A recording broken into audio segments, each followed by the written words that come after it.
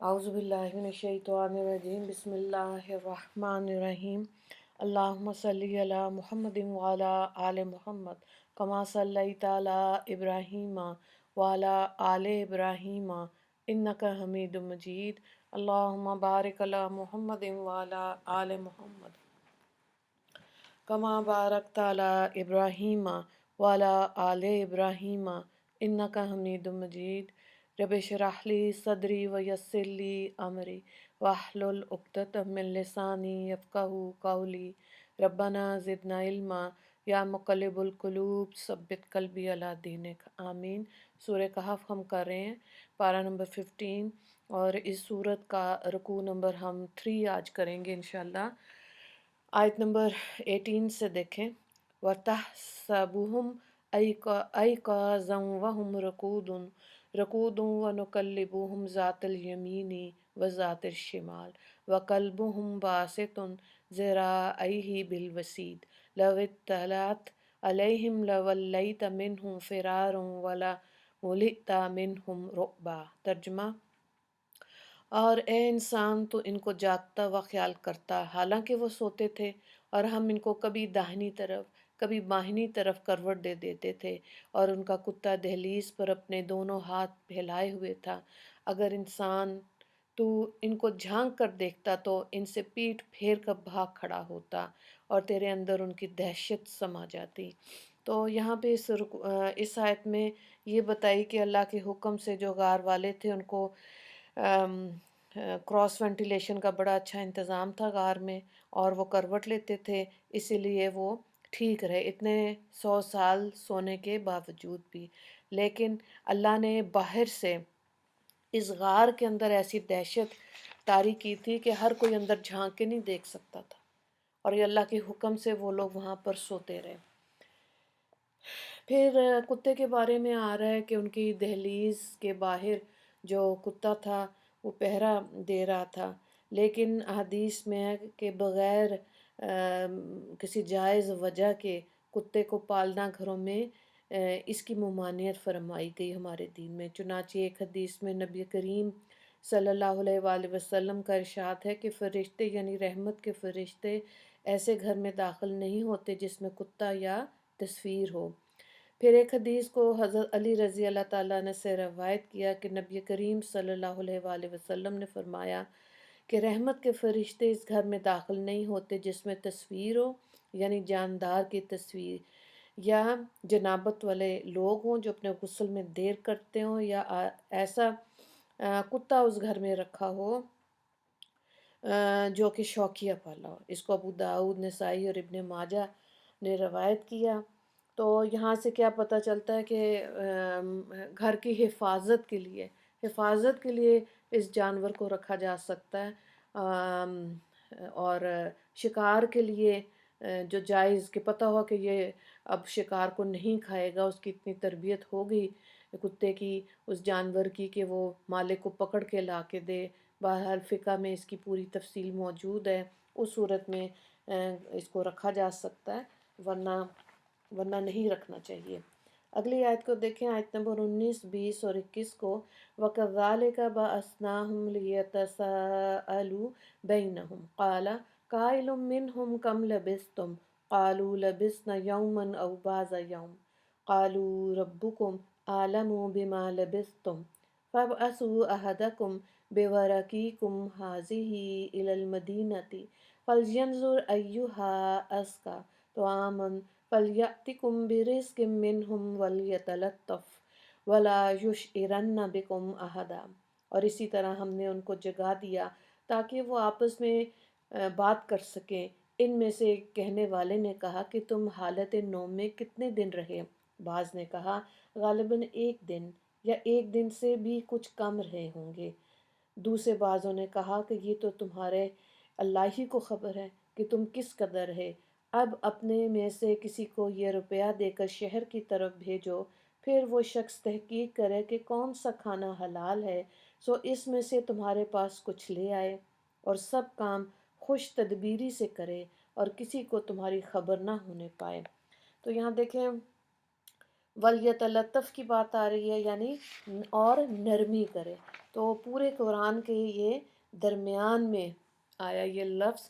اور قرآن پاک کی یہاں پہ یہ بات بھی ہے کہ قرآن پاک کی ہر طرح کی خدمت کرنے والے اللہ تعالیٰ نے اس امت مسلمہ میں پیدا فرمائے۔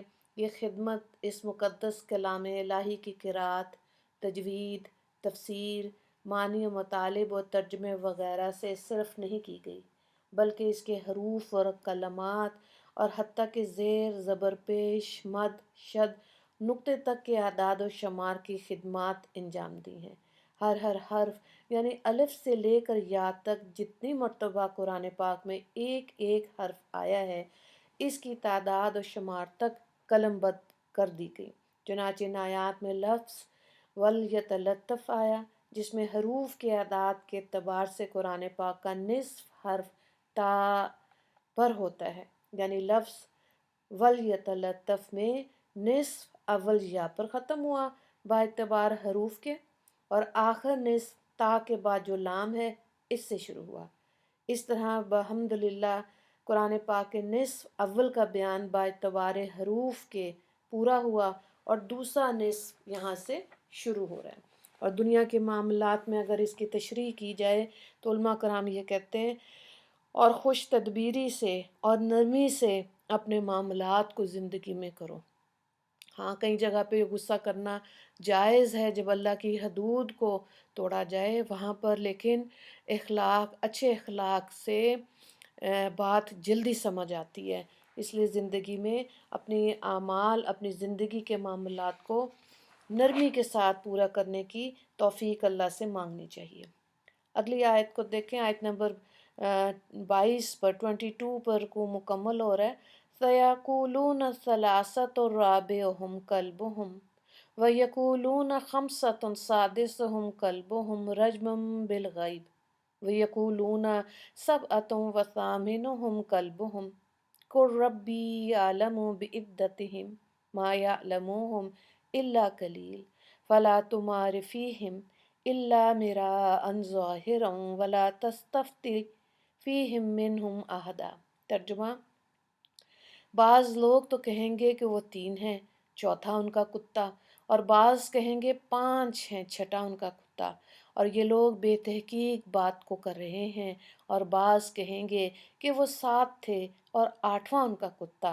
آپ کہہ دیجئے میرا رب ان کا شمار خوب صحیح جانتا ہے، ان کے شمار کو بہت قلیل لوگ جانتے ہیں، سو آپ ان کے بارے میں بحث نہ کیجیے، اور آپ ان کے بارے میں ان لوگوں میں سے کسی سے بھی کچھ نہ پوچھیے۔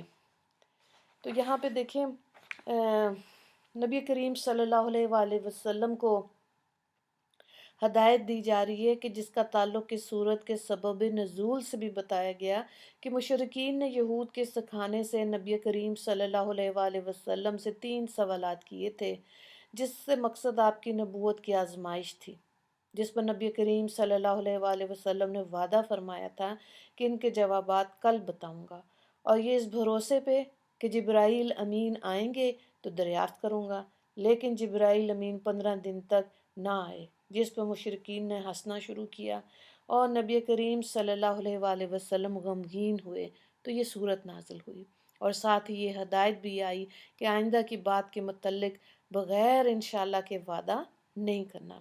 چنانچہ فرمایا گیا کہ اگر یہ لوگ آپ سے کوئی بات دریافت کریں تو آپ جو بھی وعدہ کریں اس کے ساتھ انشاءاللہ کا لفظ، کلمہ ضرور ساتھ ملا لیا کریں۔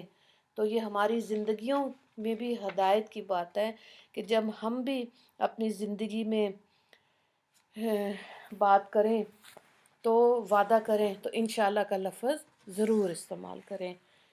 اس رکوع میں ایک ہی سوال ہے، وَلْيَتَلَطَّفْ سے کیا مراد ہے، اور آیت نمبر 19 سے یہ سوال ہے۔ دعا کر لیتے ہیں۔ اللہ تعالیٰ اپنے اس کلام سے ہمارے قلوب کو بھی منور فرما دے، اور اس کی لائی ہوئی ہدایات پر ہم کو عمل پیرا ہونے کی توفیق کاملہ عطا فرما دے، اور اس کا ذوق، شوق اور ان سے محبت نصیب فرما دے، اور اس کی شب و روز کی تلاوت سے ہمارے ایمان اور یقین میں ترقی پر ترقی عطا فرما دے۔ یا اللہ اس وقت اس پرفتن ماحول میں دین کا سنبھالنا بڑا مشکل ہے، آپ ہی اپنی رحمت سے ہماری مدد فرمائیے اور مرتے دم تک دین اسلام پر استقامت نصیب فرما دیجیے، اور ہمارے ایمان کے ساتھ اس دنیا سے کوچ کرنا ہمیں نصیب فرمانا۔ میرے مالک، پہلے آپ ہم سے راضی ہونا، پھر ہمیں اس دنیا سے لے کر جانا۔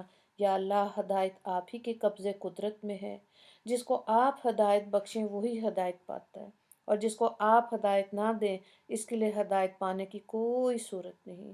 یا اللہ ہم آپ ہی سے ہدایت کے طالب ہیں، اور نبی کریم علیہ الصلاۃ و تسلیم کے واسطے سے درخواست کرتے ہیں کہ اس پرفتن دور میں ہمیں صراط مستقیم پر قائم رکھیے، اور اپنے کرم و رحم ہم پر ہماری زندگیوں میں شامل رکھیں، اپنے احکام کی اطاعت اور نبی کریم صلی اللہ علیہ وآلہ وسلم کا اتباع نصیب فرما۔